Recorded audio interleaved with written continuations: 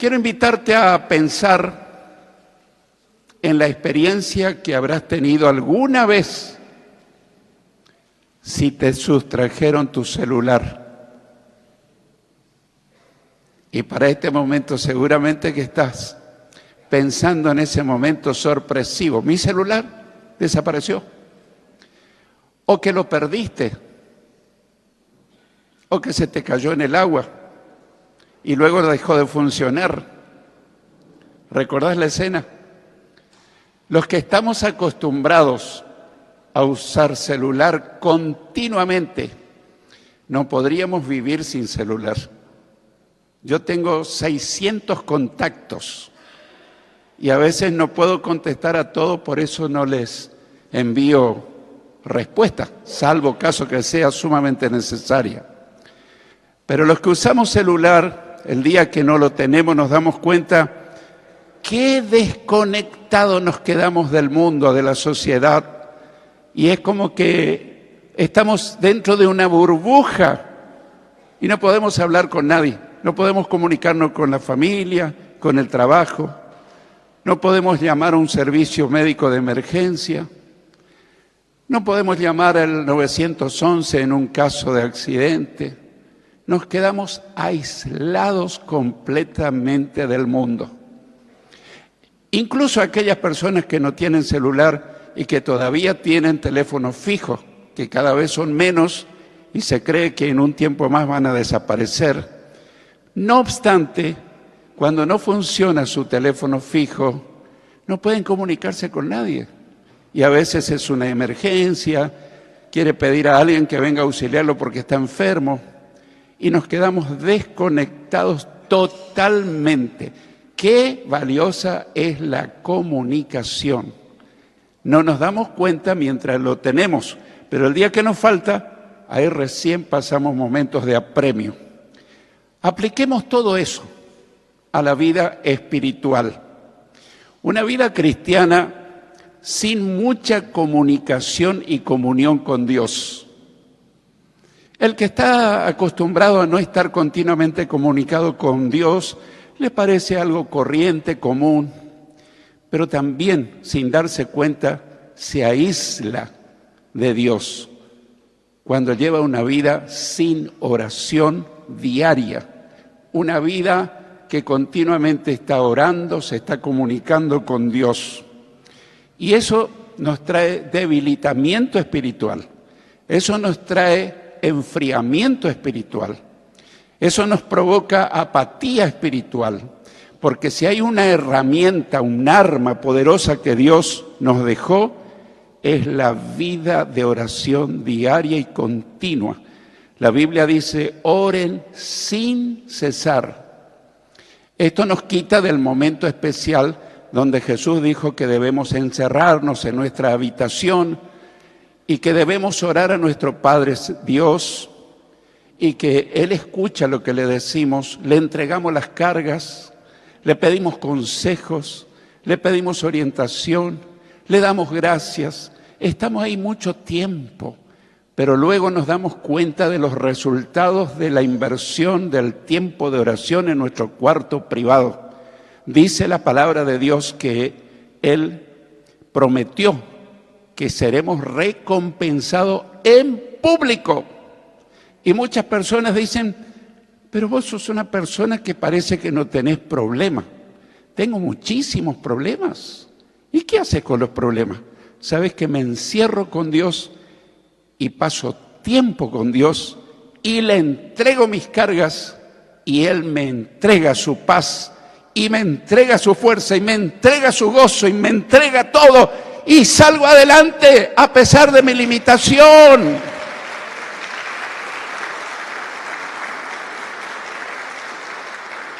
Por otra parte, Jesús dijo, separados de mí, nada pueden hacer. ¿Y cómo vamos a unirnos al Señor? A través de la oración. Y también Jesús hizo una gran promesa que dice, si ustedes se mantienen unidos a mí y obedecen todo lo que les he enseñado, recibirán de mi Padre todo lo que le pidan. Vale la pena invertir tiempo en la vida de oración. Por eso hoy meditaremos en el valor de la oración personal. ¿Es bueno pedir que oren por nosotros? Sí, pero la más importante oración es la que yo hago por mi propia vida. Yo no puedo comer ni respirar por vos, yo tengo que comer y respirar por mí y cada uno por sí mismo. Y cuando estamos en conexión con Dios a través de la oración, comienzan a suceder cosas sobrenaturales. Hoy vamos a compartir en el Salmo 63, los versículos 1 al 4. Quiero poner en contexto estos 4 versículos. Esos versículos fueron escritos por el rey David, que relata uno de los momentos más dramáticos que pasó en su vida. Pasó varios momentos dramáticos, pero uno de los más dramáticos fue cuando él huía de su hijo Absalón, que quería usurpar el trono y lo perseguía para darle muerte. Y él tomó a todos sus seguidores, el rey David, y salió huyendo por el desierto de Judá. Y entonces eso lo llevó a escribir luego la experiencia que tuvo en el desierto de Judá mientras huía de su hijo Absalón, que quiso y usurpó el cargo del rey David, su propio padre. Increíble, su hijo fue su gran enemigo que se levantó en su contra. Así también le fue a Absalón después. Murió en una forma dramática. Ustedes sabrán la historia.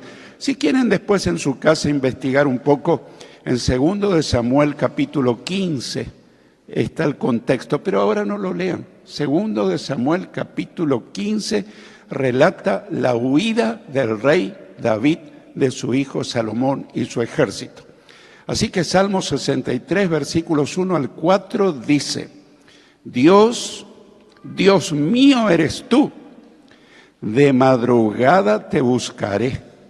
Mi alma tiene sed de ti, mi carne te anhela, en tierra seca y árida donde no hay aguas, para ver tu poder y tu gloria, así como te he mirado en el santuario, porque mejor es tu misericordia que la vida.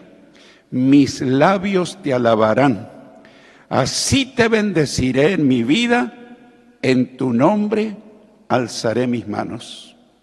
Bueno, el Salmo sigue, pero he sentido la convicción de meditar en estos 4 versículos que tienen un tremendo contenido. En primer lugar, podríamos preguntarnos, ¿cuándo buscar a Dios en oración? ¿Cuándo? Vivimos en un tiempo donde la mayoría de las personas dicen no tengo tiempo.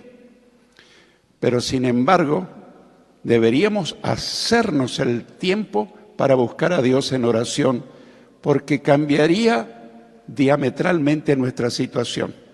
Alguien dijo que se va más lejos de rodillas que caminando.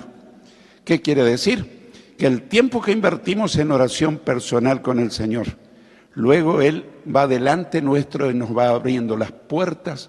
A mí me asombra cuando oro bien temprano en la mañana y salgo a hacer trámites, está todo preparado.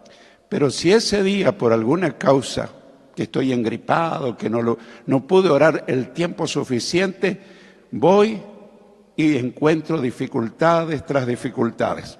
Lo primero que vamos a ver es cuándo buscar a Dios en oración. El versículo 1 dice de madrugada. Bueno, quizás a alguno no le gusta madrugar, quizás le gusta madrugar hasta las 9 de la mañana, hasta las 10. Pero te puedo asegurar que vale la pena comenzar el día orando. Antes de ver el rostro de las dificultades que nos depara la vida, es bueno ver el rostro de Dios y pedir su fuerza, su poder, su gracia, su sabiduría, su unción. Y todavía alguien me dice, pero me pidieron que yo le escriba una oración. No, la oración no es memorizada. La oración es como estamos hablando con un papá humano, con la plena seguridad que nuestro papá celestial nos escucha si nosotros no somos sus hijos. De madrugada te buscaré. Indudablemente podemos hacerlo a cualquier hora del día.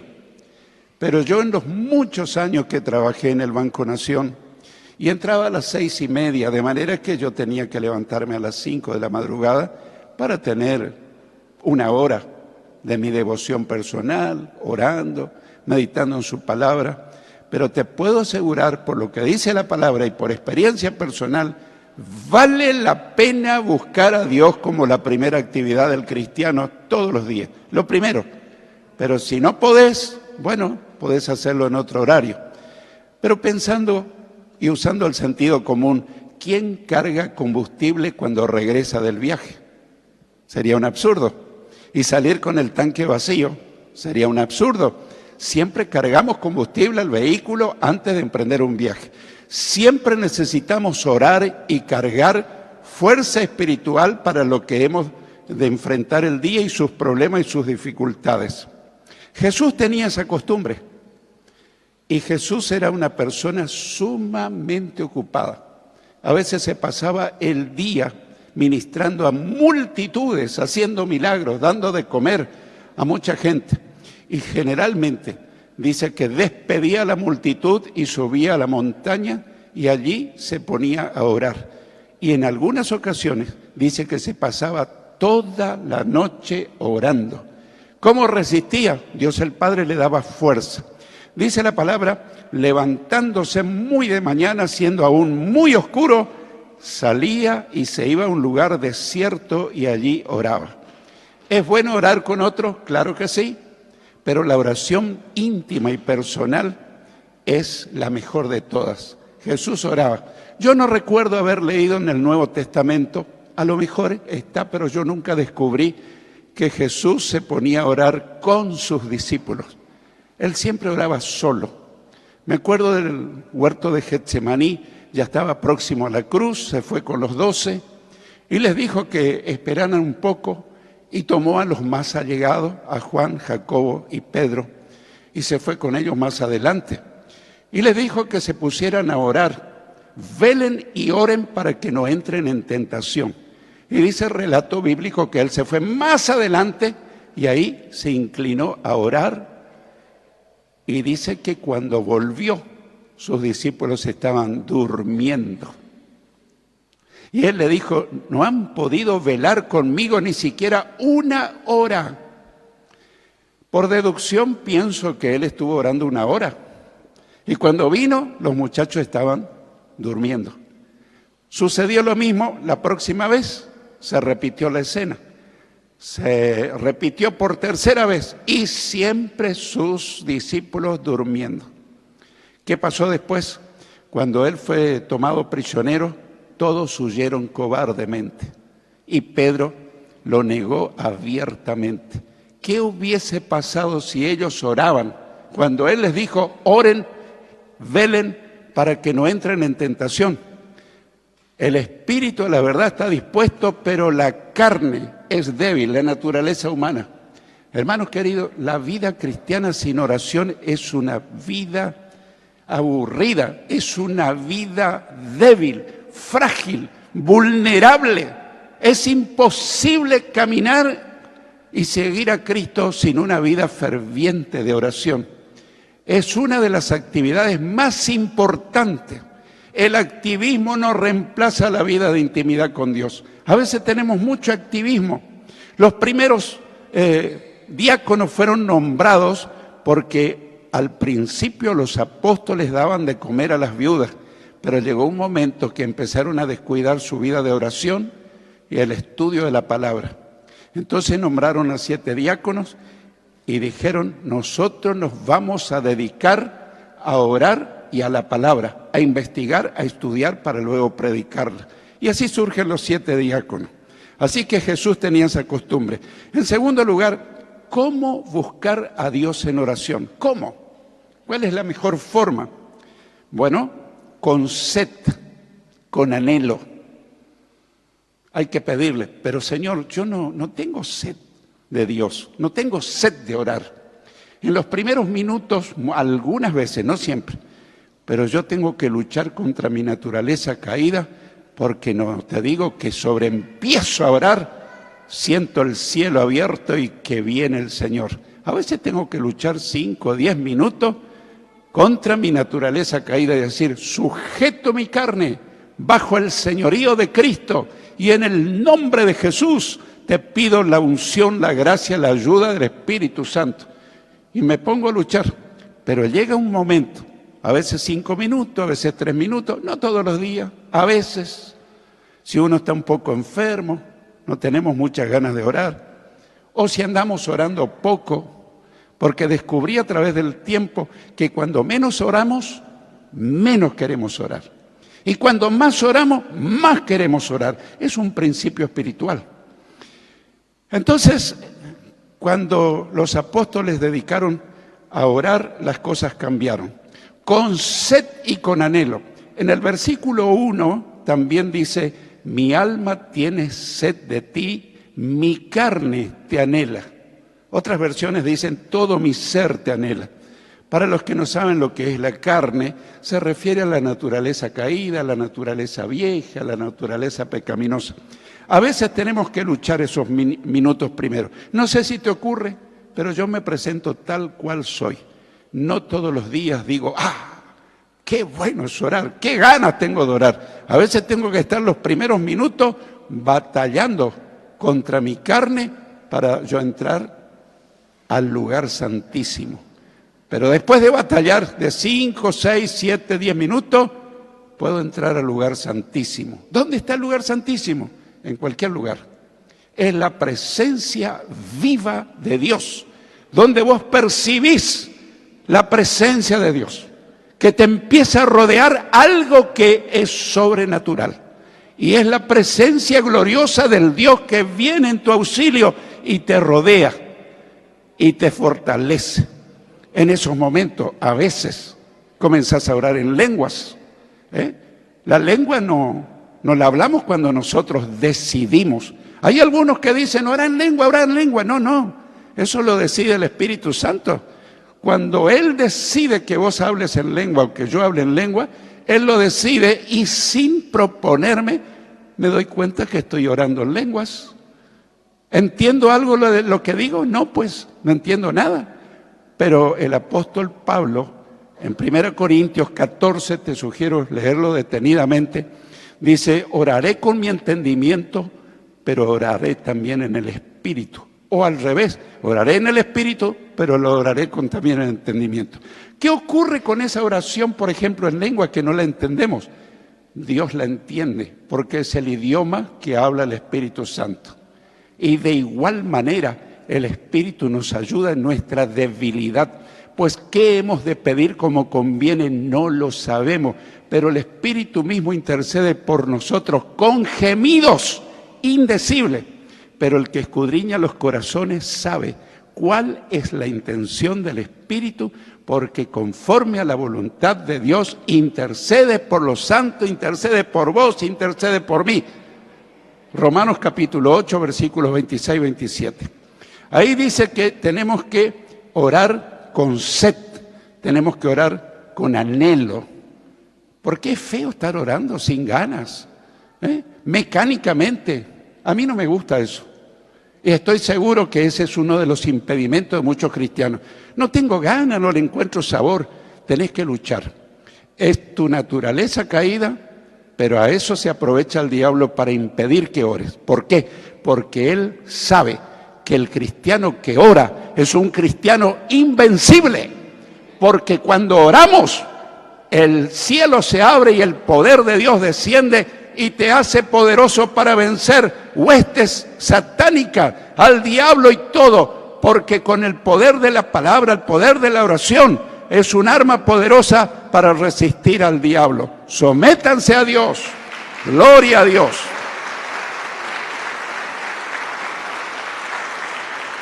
Sométanse a Dios, resístanle al diablo y él huirá de ustedes.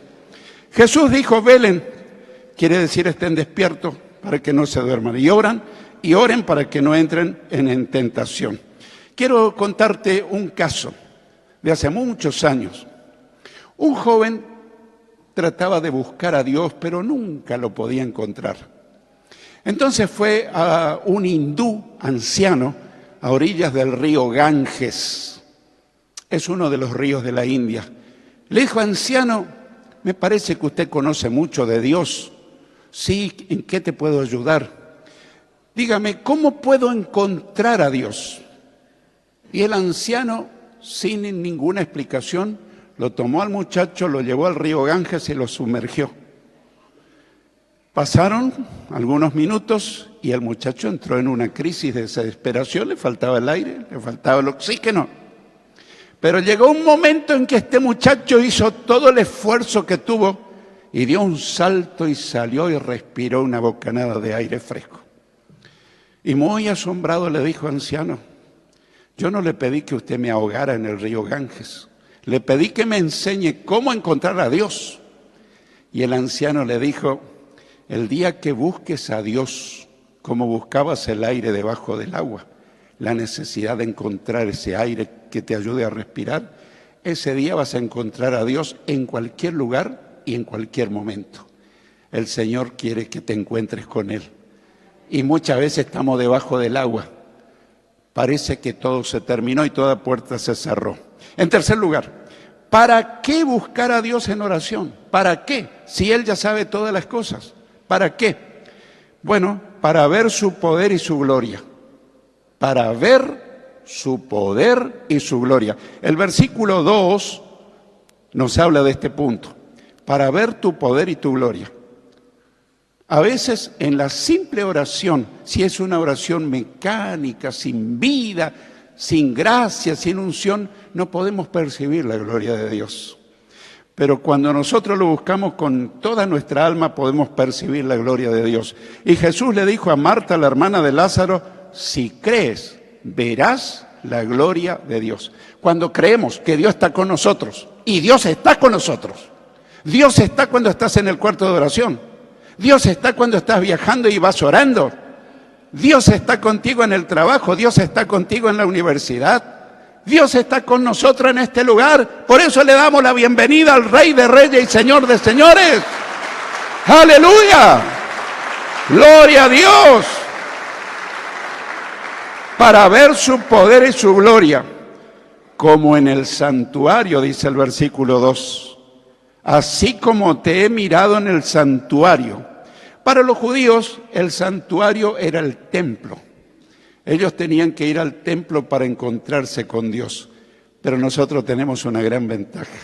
Dios está con nosotros donde vamos.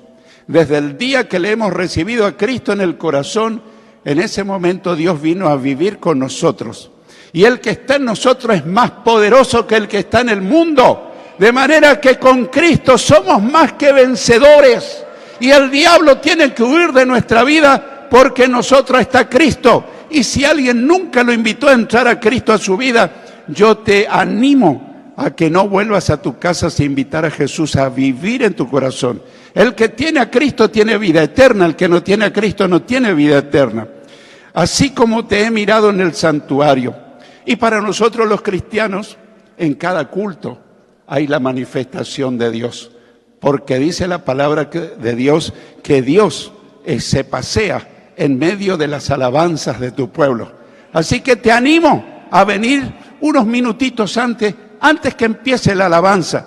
Porque a veces dice, yo me voy para la parte más importante del culto. ¿Cuál es la parte más importante? La predicación. Hermano, el culto es importante desde que empieza hasta que termina. Porque cuando nosotros le adoramos a Dios y le exaltamos, luego nos preparamos para que Él nos hable, para que Él nos anime, para que Él nos renueve, para que Él nos fortalezca. Pero si no hemos pasado un tiempo en adoración durante el devocional, nos perdemos una parte importante. En cuarto y último lugar, ¿por qué buscar a Dios en oración? ¿Por qué? Bueno, porque mejor es la misericordia de Dios que la vida. Mejor es la misericordia de Dios que la vida. En el versículo 3 del Salmo que hemos leído, dice, porque mejor es tu misericordia que la vida, porque mejor es tu misericordia de la vida. La vida sin la gracia y misericordia de Dios no tiene sentido. Todo cambia cuando tenemos una experiencia y una comunión íntima con el Señor. Ahora, si solamente conociste un evangelio intelectual, que sabes versículos bíblicos, historias bíblicas, en realidad no tuviste una experiencia con Dios. Está bien conocer la palabra, está bien conocer historias bíblicas, pero lo que realmente transforma es una experiencia personal con el Señor. Y eso se consigue cuando nosotros lo invitamos a vivir en nuestro corazón y cuando cultivamos con Él una vida continua de oración. A veces vamos conduciendo el auto y a veces nos interrumpe la noticia que renunció el ministro de Economía, que no saben a quién colocar en su lugar y que quieren ese. Y nos vamos ahí, vamos. Yo no digo que está mal estar informado, está mal, pero a lo mejor porque, vamos a ser honestos, vos escuchás una noticia, dice lo mismo, te vas al otro canal, dice lo mismo, te vas a una radio, dice lo mismo. En síntesis, todas te van a decir que renunció Martín Guzmán. El resto son comentarios y conjeturas. ¿Qué quiero decir? En vez de estar ahí todo el tiempo escuchando que renunció Martín Guzmán, ¿por qué no decimos, bueno, ya me enteré de eso, ahora voy a ponerme en contacto con el cielo, a ver qué propósito tiene el Señor para mí en este día? Tiene un plan glorioso. ¡Aleluya!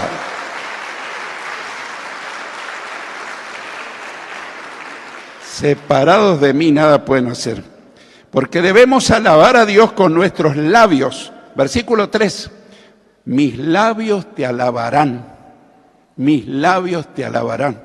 Con frecuencia me dicen, pastor, ¿la oración mental es válida? Es válida. La oración musitada es válida, porque hubo una mamá que no podía tener hijo y musitaba una oración silenciosa, una oración para que Dios le provea un hijo. Y el sacerdote, se ve que no tenía discernimiento, digiere tu vino y vete a tu casa, le dijo. Y ella estaba, no, Señor, le dijo ella, esta sierva no bebió vino, sino que estoy clamando a mi Dios. ¿Y qué pasó? Le dio un hijo formidable que fue Samuel. La oración musitada o silenciosa tiene valor, pero cuando oramos y escuchamos nuestra propia oración audiblemente, eso retroalimenta nuestra vida espiritual. Mientras pueda, orar audiblemente. Y más si está con otra persona, porque la otra persona se alimenta de tu oración. Así que la oración no es para que el otro te escuche, sino para que Dios te escuche. Pero el otro se edifica escuchando tu oración y la mía. ¿Por qué buscar a Dios? Porque debemos alabar a Dios con nuestros labios. Mis labios te alabarán. Muy bien. ¿Por qué debemos buscar a Dios en oración? Porque debemos bendecir a Dios levantando nuestras manos. Debemos bendecir. No sé si tenemos toda la costumbre de levantar las manos al cielo. Pero hermano, eso es un hábito bíblico. Qué lindo si a partir de ahora, cuando le estamos adorando al Señor, levantamos nuestras manos para que nos vea el que está sentado al lado nuestro. No, olvídalo, para que el Señor vea que realmente querés tener un encuentro con Él. Yo te pregunto, cuando tenés un nenito cerca, ya sea tu hijo, ya sea tu nietito, ¿qué hace él cuando te pide que lo alces upa? ¿Qué hace? Abuelo, mami, siempre pone cuidado que te levanta las manos. Cuando nosotros levantamos las manos al cielo, le estamos diciendo, ven en mi ayuda, aunque no se lo digamos. Y él lo entiende. Es un lenguaje de mímica, pero es un lenguaje cristiano que lo practicaban siempre. Así te bendeciré, dice el versículo 4. Así te bendeciré en mi vida, en tu nombre alzaré mis manos. Quiero concluir. El Señor nos espera cada día bien temprano para que tengamos sed y anhelo de buscarlo, para que su poder y su gloria en los cultos se manifieste cada vez más. A veces los cultos no están muy avivados. Quiero decirte la razón. falta oración personal. Cuando nosotros oramos mucho en la casa y venís al culto, no esperando que avive en tu vida espiritual, esperando transmitir un avivamiento a los demás, el culto se va a poner sobrenatural. Vas a empezar a ver cómo el Espíritu Santo se mueve. Pero todo se origina en tu cuarto secreto de oración. La recompensa será que Dios te galardonará por haberlo buscado en tu vida de oración personal. Pero luego se manifestará en el culto, y cuando te digan cómo estuvo el culto esta mañana, extraordinario, casi que lo toqué a Dios con mis manos. Percibí su presencia. Para algunos hablar de la presencia de Dios suena un lenguaje raro, pero quiero decirte, a Dios se lo percibe no con nuestros sentidos naturales, se lo percibe con nuestro espíritu. ¿Pero cuándo? Cuando invertimos tiempo en nuestra oración personal, en el cuarto de oración. Querido hermano, querida hermana, te animo a hacer un plan de oración. No digas voy a orar cuando me acuerde, no vas a orar nunca. Vos tenés un horario de almorzar. Puede ser mediodía, a la 1, a las 2 de la tarde, pero no almorzás en cualquier hora. Tenés más o menos. Fíjate un horario de tu encuentro personal con Dios, todos los días, y un solo lugar, a tu lugarcito de oración, y Dios te va a estar esperando para bendecirte, para fortalecerte, para renovarte, para llenarte de gracia, de poder, de unción, y te aseguro, en el nombre de Jesús, que vas a empezar a sentir y percibir el poder y la unción del Espíritu de Dios llenando tu vida, y tu vida va a ser diferente. Gloria a Dios. Hermanos queridos, todo esto es lo que el Señor me puso para compartirte. El que tenga oídos para oír, que oiga lo que el Espíritu te dijo y me dijo a mí también.